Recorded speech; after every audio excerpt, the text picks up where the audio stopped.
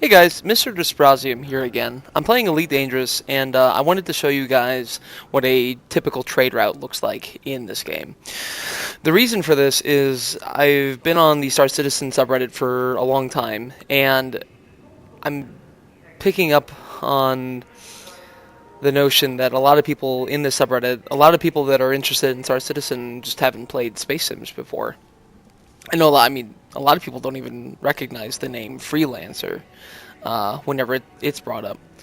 So anyway, I just wanted to kind of show one quick trade route, and I don't know. We can look at it, see what's interesting, we see what's not interesting, and kind of use this to build an opinion on how it should be done in Star Citizen. Now, if you ever played Freelancer, it's a lot like this, but Elite Dangerous is it's a slightly more complicated process to get to where you're trying to go. So anyway, I'm in Beagle 2 Landing, which is in Acellus Primus, the Acellus Primus system. I forget what I was supposed to buy here. Oh, right, I'm buying advanced catalyzers. I know what I'm buying because I've already visited all 5 systems in the playable area in the beta, and I know what's highest and where to buy and where to sell already. I'm being careful not to spend all of my credits because it costs me about 7.5k to rebuy this ship if I crash, and I crash a lot. Let's see, okay. You can see here that this station sells for advanced catalyzers, sells 1 unit at 2384, which is about 500 below the galactic average right here. And you can see that it's at about, I think, 200 per unit higher than what I'm buying it at, but that changes based on supply and demand. Let's see. Shipyard. Let's just take a look at... No, let's go. Actually, I have to pay off I shot someone earlier. He made me mad. I forgot I wasn't in an anarchy-free zone, so I just had to pay my ticket, basically. Alright, well... yeah, let's go. So this is kind of a docking... This is a parking lot, basically, a space parking lot. You gotta go over here, and let's pick up my landing gear.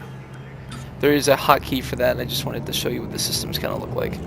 There's another player I'm passing over. He's in a starting ship. Now, I'm still getting used to this ship. This ship is massive compared to the last ship I was using, and I fucked this part up a lot. Ah, yeah, okay, good. So anyway, I want to go to the Dahan. It's Dahan, right?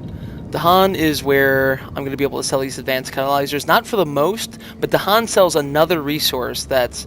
They sell it very cheap. It's tantalum. And the station that I'm leaving now sells it, or buys it at a very high price. So these 2 stations I found for myself for the highest value in one run. I think, for efficiency's sake, I think I've got it. Until supply and demand changes it again. Anyway, I'm going to lock my destination to the Dahan system, which is basically the star. I'm going to orientate myself towards Dahan. There it is. You see, it's 4.64 light years away. I'm going to initiate my jump drive. Actually, I think it's hyperdrive. I don't know. Jump drive, hyperdrive, warp speed, slip space, rupture, blah, blah, blah, blah, blah, blah, blah, blah, blah.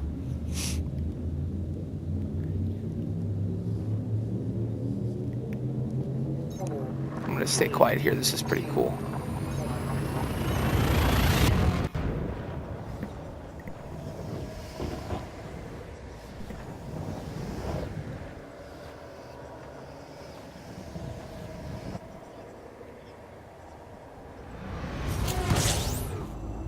There we go.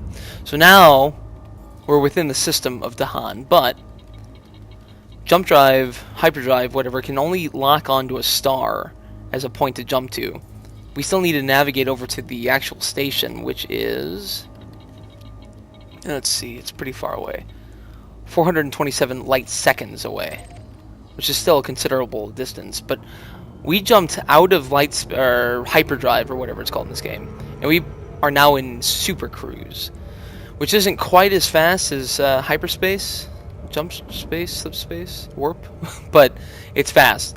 Depending on how far away you are from a gravity well, you can go from anywhere to, I think it's 200 kilometers per second to a maximum of 2000 C, which is 2000 times the speed of light.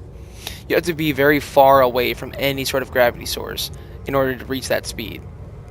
I've done it once. It took me about maybe a half hour to get to that speed after I've already traveled away from the system. I got interdicted and killed by pirates. Anyway, so while I'm flying to Dahan, at this point I can get interdicted by pirates, which is a pirate could be around here, it's randomly generated, and it will use a system to knock me out of this super cruise speed. At which point I'd either have to fight my way through it, or maybe it was just a random security scan from NPC police. I think eventually they're going to give players the ability to knock other players out of this, and that's gonna that's gonna make some fun time for pirates. Interrupting warp is I don't know if I've seen it done in a PvP sense. I don't know any other space sim that had a big open world like this. And even if there was, I don't know about interrupting warp or how it worked. But in Freelancer, you couldn't just jump to any system. You had to use these warp gates, basically, and they were just a linear path from one system to another.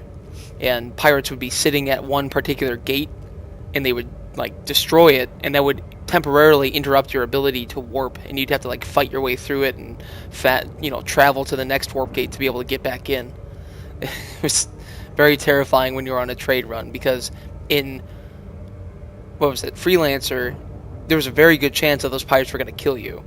In this game, you can always seem to be you're always able to get away. I don't know if that was intentional or not, but if you get interdicted and get knocked out of the super cruise speed, all you gotta do is full power to your thrusters, boost away, enable super cruise again, and about 20 seconds after it started, you're safe again. It's dumb. I haven't fought a single pirate after I figured that out. As I approach Dahan Gateway, you're noticing I'm slowing down considerably. It's because this process is very manual. You need to make sure that you don't overshoot, or I am probably going to overshoot here. I'm going to start slowing myself down. If you overshoot, it takes so much longer to get back on track. You have to make a big, long loop. And you can only jump out safely when you're going below 200 kilometers per second and you're within 200 kilometers of your station, which is right now. There we go. This is the transition between Super Cruise and just normal impulse, I guess you'd call it. Here we go. So again, let's orientate ourselves toward the station. We're 20 kilometers away. Full power to my engines. This is always kind of tricky to figure out where the entrance is. There it is. Bottom right corner. Gotta kind of look at... If you can't... I got it easy here. You can see the port. I don't know if you can see it on YouTube, but you can see the port because there's advertisements sticking off of it. But if you can't see the port, you kind of have to look at how the station is spinning. And if you can realize how the station is spinning, that basically narrows down where the port can be on one of two sides. It took me a while. This shape is uncommon. It took me a while to wrap my head around which way it was spinning. I mean, right now it's obvious because we're coming at it from such a 90-degree angle. But if you come at it from a weird angle, it takes your brain a little bit to wrap around which way it's spinning. So anyway, we get within range. I'm going to ask for permission to dock. Request granted. Landing pad 16. So this is the part where I get nervous. I have a little bit of stage fright. I'm not too good at parking this thing yet. It's a lot heavier than my last ship. Alright, here we go. Oh god, that's low. That's low. Ooh, okay. Oh, I just drove past my pad. Oh god. I wish I had a nimbler ship. Alright, so we're gonna get close to this again.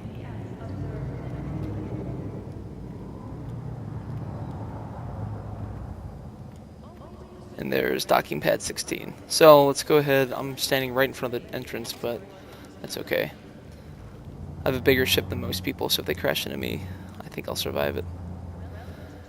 So this, I hate when the docking pad is this close to the port, because it's much harder to zero in on it. If it's further towards the back, you have more time to kind of slow your speed down, point in the right direction. There we go. A little docking assist pops up once you get within range. And lower myself. Done. Cool. And that's it. I'm back at Dahan, or I'm at Dahan. Let's look at their starport services. Starts up their little UI. Get over to my commodities market and sell my advanced catalyzers. Boom. I only made about, I don't know. I actually don't remember how much that was. I think I only made about 15 or 1.5k off that. Tantalum up here, this is where the big money is. I make about 400 to 500 per unit on that, and my ship holds 36 units. So once I have enough money to pay for 36 units of it, I would have been making a lot of money per trip. But anyway, that was it. Just wanted to, again, show you, because I really don't think a lot of people in the Star Citizen subreddit, or a lot of people just interested in Star Citizen in general, even know, what the game is going to be like. I think they just envision themselves traveling the galaxy and visiting cool places and fighting pirates. But in reality, there's a lot of work to be done in the game as well. I guess you could avoid it, but if you want to make money, trading and piracy, those go hand in hand. If you're going to be a pirate, you're going to need to know how to sell the goods. And this is just a basic look at how that's going to look in any game, really. So keep in mind what interests you in this video, what you don't like about it, and you might want to start talking about it, because we've got dogfighting. We're going to start opening up dogfighting and fighting in general. The next thing to come is some sort of exploration and some sort of trading. And might as well start talking about it now, because if we want something in the game, we got to tell Chris. So, yep, that's about it. Thanks for watching. We'll talk later. Bye.